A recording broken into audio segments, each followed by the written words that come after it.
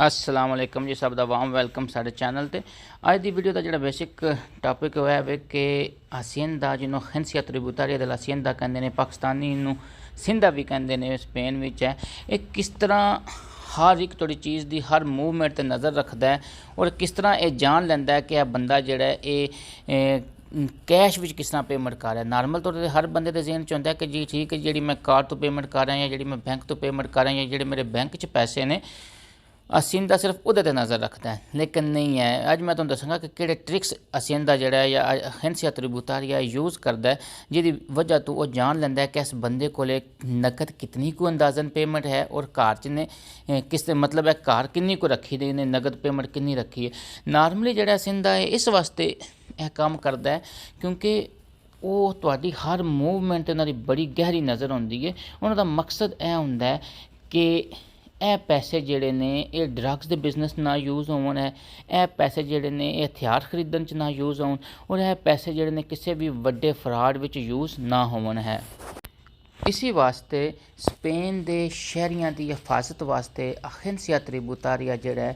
ये बड़ी ही तसल्ली दे नाल हर मूवमेंट नूं रजिस्टर्ड करता है। ये आटोमैटिक सिस्टम होंदा है, उस दे थ्रू रजिस्ट्रेशन की जाती है, जिहदे विच जिहड़े फंक्शनरीस होंदे ने, जिहड़े लोग मेन पोस्टां ते बैठे ने खिंसिया त्रिबुतारिया विच है, वो इस चीज़ नूं रजिस्टर्ड करदे ने है। और इस आटोमैटिक सिस्टम का एक स्पैशल क्राइटेरिया होंदा है जिहदे विच इन्हां नूं फिस्कालिसार किया जाता, इन्हां नूं रजिस्टर्ड किया जाता। जिहड़ी तुसीं हर वो मूवमेंट जिहड़ी तुसीं कैश विच करदे हो, कोई भी चीज़ तुसीं कैश विच खरीददे हो, उस नूं भी रजिस्टर्ड किया जाता है।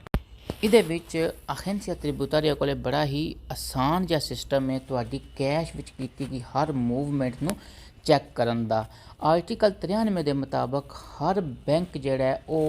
अपने अकाउंट होल्डर की सारी डिटेल जिहड़ी है वो खिंसिया त्रिबुतारिया नूं देण दा पाबंद है। इस डिटेल दे विच तुहाडी पर्सनल डिटेल, तुहाडा करैक्टर, तुहाडी मूवमेंट्स,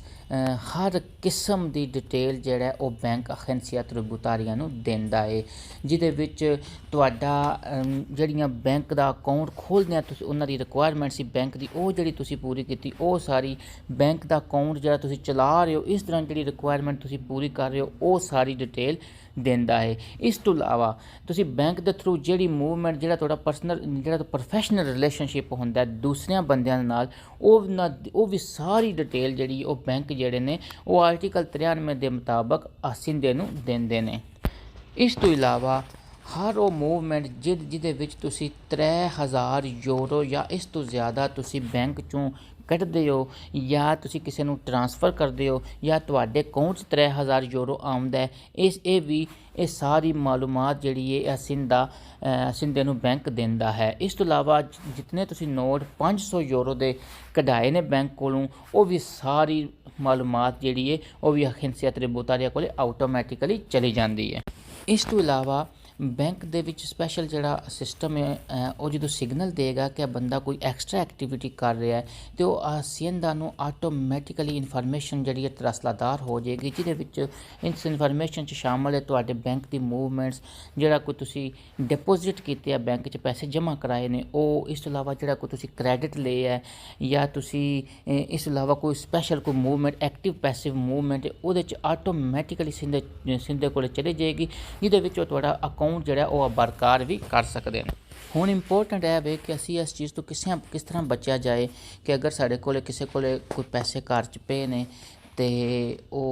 उहदे तो किस तरह बचे। उसका बेहतरीन तरीका है कि जो साल बाद तुसीं अपना रेंता डिकलेयर करते हो तो उहदे च डिकलेयर करो कि इतने पैसे मेरे को घर पे ने है। नॉर्मल घर च पैसे रखना कोई जुर्म नहीं है, लेकिन जदों भी अगर कदे कोई इंस्पैक्शन होएगी या कदे घर छापा पै जाएगा और घर च पैसे पे होंगे तो सवाल कर सकते हैं। लेकिन जो तुसीं अपने रेंट च डिकलेयर किए होंगे कि मेरे को पैसे घर पे ने तो फिर उसका कोई मसला नहीं है। नॉर्मली किसी को 1000 1500 2000 रुपये है तो उहदे कोई हसींदा कोई इन्ना इशू नहीं बनाता है, लेकिन वो बड़ी सख्ती नाल स्क्रूटनी की जाती है, जिहदे थ्रू अंदाज़ा ला लेंदे ने कि इस बिजनेस वाले कोले इस किस्म की मूवमेंट है और अगर अगे पिछे नहीं रखता तो घर रख लेना। तुसीं देखिया होगा मूवमेंट न्यूज़ दे विच कई दफ़ा छापे पे ने घरां विच, तुसीं देखदे हो मूवमेंट टिकटॉक की वीडियो से तुसीं देखदे हो कि